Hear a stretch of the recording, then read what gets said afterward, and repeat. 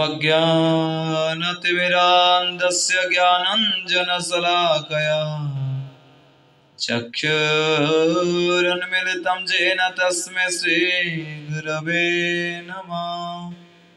श्रीकृष्ण चैतन्य प्रभु नित्यानंद श्री अद्वैत गदाधर शिवासादि से गौर भक्त वृंद। हरे कृष्ण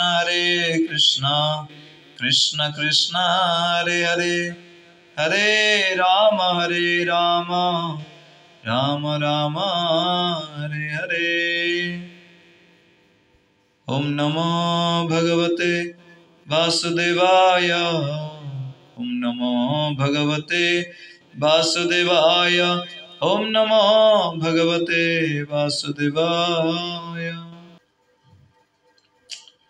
हरे कृष्ण। आंभे माने निजर जीवन को किभली निजे ही नष्ट करुछे तत्संपर्क रे प्रहलाद महाराज तांकर मित्र असुर बालक मानू कहते श्रवण करवा। जेपरि प्रहलाद महाराज कहते जदियो तुमर ए मानव शरीर क्षणिक अटे तथापि यह अत्यंत मूल्यवान अटे। एणु तुमर भौतिक इंद्रिय उपभोग को बढ़ाइबा पई प्रयास करिबा अपेक्षा यह तुमर कर्तव्य अटे जे निज कार्य को कोनोसी ना कोनोसी प्रकार कृष्ण भावनामृत युक्त करिबा। मनुष्य शरीर रे ही उच्चतर व श्रेष्ठ बुद्धि दिव्य ज्ञान आसी थाए।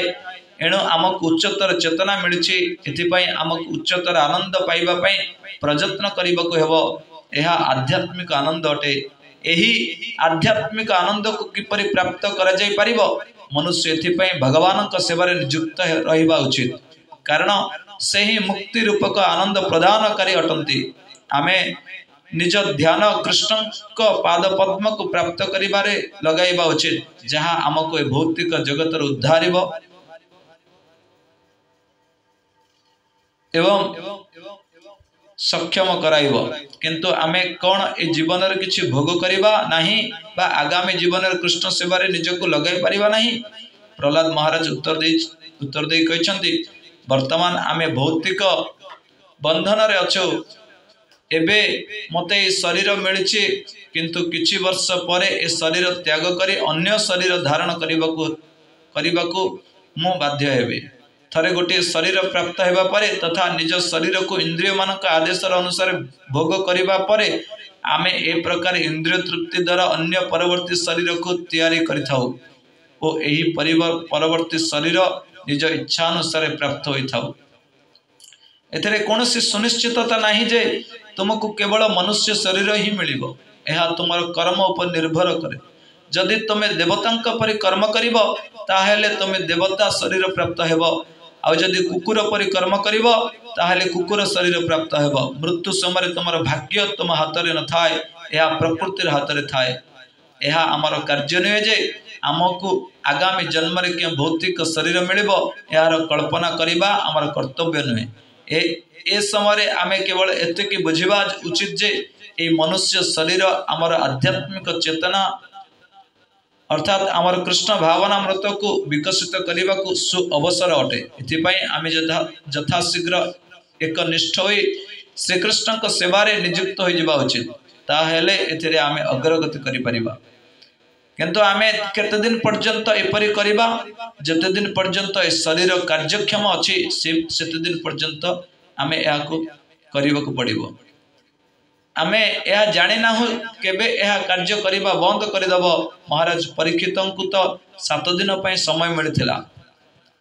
एक सप्ताह मध्य तुमर आयुष समाप्त हेबो, किंतु आमे जाने ना हो आमर शरीर केबे नष्ट हो जिवो। आमे जते बेले रास्ता ऊपर अछु सेते बेले हुए तो अकस्मात भाव में दुर्घटना हो पारे। हमको सदा सर्वदा प्रस्तुत रहबाक पड़िबो। मृत्यु सर्वदा उपस्थित थाए। आमे या आशा करी रहिबा उचित नुहे जे अन्य लोक माने मृत्युवरण करुछंती मु किंतु जीवित रहिबी। जदि प्रत्येक जीव मृत्युवरण करुछंती ताहेले तुमे किपरि जीवित रहिबो? तुमर पितामह मृत्युवरण करिछंती, प्रपितामह मृत्युवरण करिछंती, संबंधी माने मृत्युवरण करिछंती।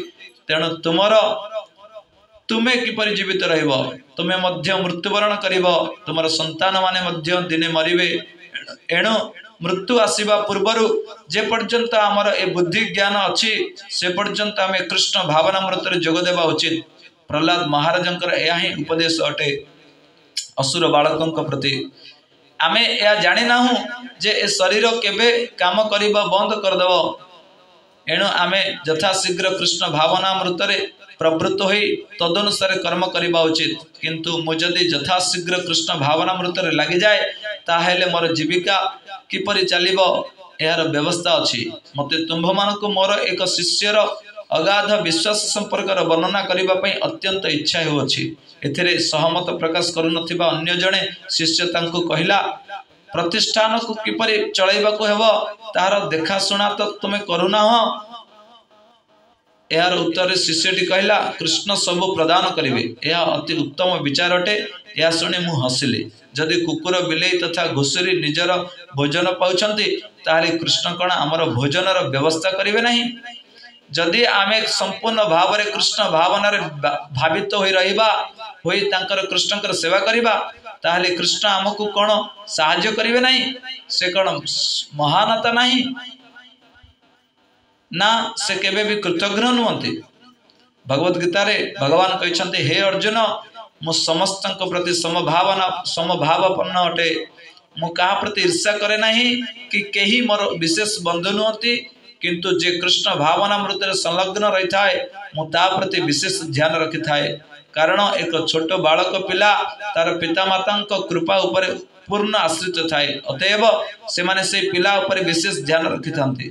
जदियो माता पिता समस्त पिला प्रति समान भाव दयालु अटंती तथापि से माने छोट छोट पिला जो माने सदा सर्वदा माँ माँ बोली चित्कार करथांती सेमानक ऊपर विशेष ध्यान देइथांती। एणु स्वाभाविक भाव में माता पिता सेमानकर डाकर प्रत्युत्तर देइथांती हे मोर पुत्र तोर कौन दरकार कुह इत्यादि। जदि तुमे सेही कृष्ण निकट में संपूर्ण भाव में आश्रित अट जे कि कुकुर पक्षी और पशु आदि 84 लाख जीवजनी अंतर्भुक्त समस्त जीवन को भोजन प्रदान करुछंती से कहीं तुमर भोज्य वस्तु प्रदान करिवे नहीं। यही धारणा समर्पणर लक्षण अटे किंतु आमे यह चिंता करबा उचित नुहे जे जेहेतु कृष्ण मते भोजन देउछंती एणु मु एबे सोई जीवी तमे निर्भीक भाव में कृष्ण चेतन रे कार्य करबा उचित। तुमको कृष्ण का लालन पालन तथा संरक्षण उपर पूर्ण विश्वास स्थापन करे संपूर्ण भाव में कृष्ण भावनामृत नियुक्त रहिबाकु हेबो। अस वर्तमान आमर आयुष्य को गणना करबा ए जुगरे एहा कह जायछि जे आमे खूब बेसी हेले 100 वर्ष पर्यंत बंची रहिबा। पूर्वर सत्य जुगे सत्व गुणर सुजोगरे लोक माने 1 लाख वर्ष पर्यंत जीवित रहउथिले। तत्परवर्ती जुग त्रेतया रे 10,000 वर्ष पर्यंत जीवित रहउथिले। तत्पर द्वापर जुगरे लोक माने 1000 वर्ष पर्यंत बंचुथिले। एबे ए कली जुगरे आयुष काल आनुमानिक भाव में 100 वर्ष अटे किंतु जेते बेले कली जुग आगो को जेते अग्रसर हेबो आमर आयुष सेते सेते कमी कमी जीवो। यह आम आधुनिक सभ्यतार तथाकथित उन्नति अटे। एथिरे आमे गर्वित जे आमे सुखी अटु एवं आम सभ्यता को आमे सुधारी नउछु। परिणामतः आमे भौतिक जीवन को उपभोग करिबा पई तो प्रयास करूछु सत किंतु आमर आयुष कमी कमी जाउछि। जदि आमे एहा मानि नउ जे गोटे मनुष्य 100 वर्ष पर्यंत जीवित रहे और तार जदि आध्यात्मिक जीवन संबंध में कौन ज्ञान नहीं ताहले आमे देखिबा जे तार अधा जीवन राति शोइबारे तथा संभोग करिबारे अतिबाहित होउछि। एहा ही एकमात्र सत्य तार अन्य कौन कार्य रुचि रहु नहीं। आउ दिबा भागरे से कौन करुछि धन केउठी अछि टंका पैसा केउठी अछि मते शरीर को सुस्थ रखिबा को हेबो एहा चिंता रे दिन काटुछि। आउ जदि ता निकट को धन आसी जाए ताहले से एहा कहे जे मु काहे कि ए धनर उपयोग निज पत्नी पिला मानक पय न करिवि एवं सेया ही करि चले तेणु तार आध्यात्मिक अनुभूति केउठी बा रहिबो। राति रे से निज समय सोइबारे तथा संभोग करिबारे बिताए एवं दिन रे धन अर्जन करिबा पई से कठोर परिश्रम द्वारा समय को बिताई थाए। तेबे जीवन कौन यह उद्देश्य अटे ए प्रकार जीवन केड़े भयावह अटे ता विचार करंतु। साधारणतः लोक पिला अवस्थार भ्रमित रुहे निरर्थक खेल खेली चली थाए 20 वर्ष बयस हेबा पर्यंत तुमे एपरि करि चली थाओ तत्पर जितेबेले तुम वृद्ध हो जाओ सेतेबेले तुम आउ 20 वर्ष पर्यंत किछि करि पार नाही व्यक्ति जितेबेले वृद्ध हो जाए सेतेबेले तार इंद्रिय गुड़िक कार्यक्षम रुहंती नहीं तुम अनेक वृद्ध व्यक्ति को देखुथिबो जे माने विश्राम नेबा व्यतीत अन्य किछि करंती नहीं एबे मते ए शिष्यर चिठी मिलिछि जेउथरे सूचना दे जायछि जे तार बुढ़ी मां को पक्षाघात रोग होइथिला से गत 3.5 वर्ष पर्यंत कष्ट भोगुथिला अतएव वृद्धावस्था 80 वर्ष परमायु हेबा परे समस्त कार्य करिबा बंद हो जाए एणु प्रारंभ आरंभ करी 20 वर्ष बयस पर्यंत सब समय नष्ट हो जाए तुम्हें जदि 100 वर्ष पर्यंत जीवित रुह ताहेले जीवनर अंतिम 20 वर्ष मध्य नष्ट हो जाए एपरि भावरे तुम जीवन 40 वर्ष नष्ट हो जाए मध्यवर्ती बयस यौन क्षुधा एते प्रबल हुए जे एथिरे मध्य 20 वर्ष आयुष नष्ट हो जाए एपरि भावरे गत 40 वर्ष एबर 20 वर्ष मिसी जीवन 60 वर्ष नष्ट हो जाए जीवनर विशेष विश्लेषण प्रहलाद महाराज देइछंती आमे आम जीवन को कृष्ण भावना मृत उन्नति करिबारे न लगैबा याको एपरि नष्ट करिबारे लागिछु अतएव निजर बहुमूल्यवान समय को भगवानंकर सेवारे विनियोग करिबा या ही श्रवणर मूल्य अटे हरे कृष्ण जय श्री प्रभुपाद जय श्री गुरुदेव।